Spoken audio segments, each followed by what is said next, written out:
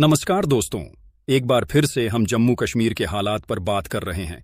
आज एक दुखद खबर आ रही है किश्तवाड़ के केशवान इलाके से, जहां पिछले 3 दिनों से सुरक्षा बलों का ऑन ऑपरेशन चल रहा था। इस ऑन ऑपरेशन में एक भारतीय जवान नायब सूबेदार राकेश कुमार देश के लिए सर्वोच्च बलिदान दे गए। उनका नाम याद रखा जाएगा क्योंकि उन्होंने देश की सुरक्षा के लिए अपनी जान दी।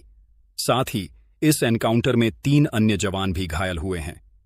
राहत की बात यह है कि वे तीनों फिलहाल स्थिर हालत में हैं।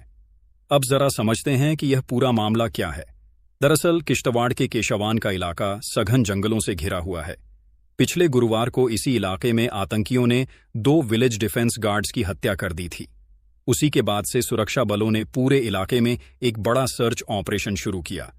ऑपरेशन में स्पेशल फोर्सेस की एक टीम भी शामिल थी, जिसका नेतृत्व नायब सूबेदार राकेश कर रहे थे। जब उनकी टीम का आतंकियों से सामना हुआ तो फायरिंग शुरू हो गई। इसी दौरान राकेश घायल हो गए। उन्हें तुरंत उपचार के लिए ले जाया गया, लेकिन वह चोटें इतनी गंभीर थीं कि उन्हें बचाया नहीं जा सका। इलाका इतना दुर्गम है कि वहां पहुंचने के लिए सुरक्षा बलों को 4 किलोमीटर तक पैदल सफर करना पड़ता है। यह इलाका दूर दराज और जंगल से घिरा हुआ है, जिससे ऑपरेशन में कई तरह की चुनौतियों का सामना करना पड़ता है। इसी कारण जब राकेश कुमार को घायल अवस्था में वहां से निकाला जा रहा था तो थोड़ी देर हुई और उनकी हालत और बिगड़ गई। सुरक्षा बलों ने पूरी कोशिश की, लेकिन उनके लिए वो पल बेहद भारी था।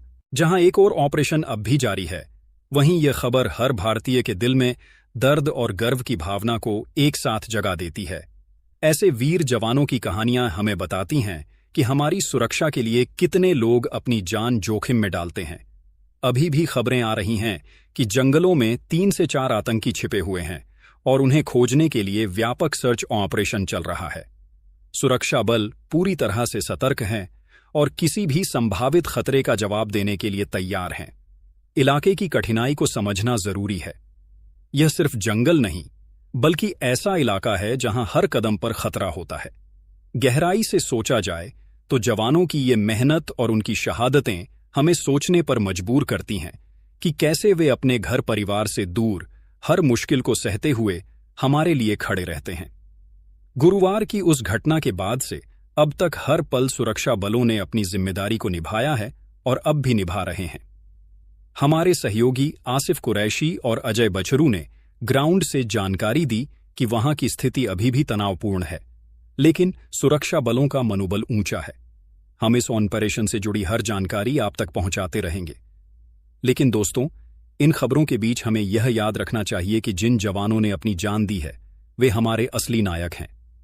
जैसे जैसे आगे और अपडेट आएंगे, हम आपके पास लाते रहेंगे।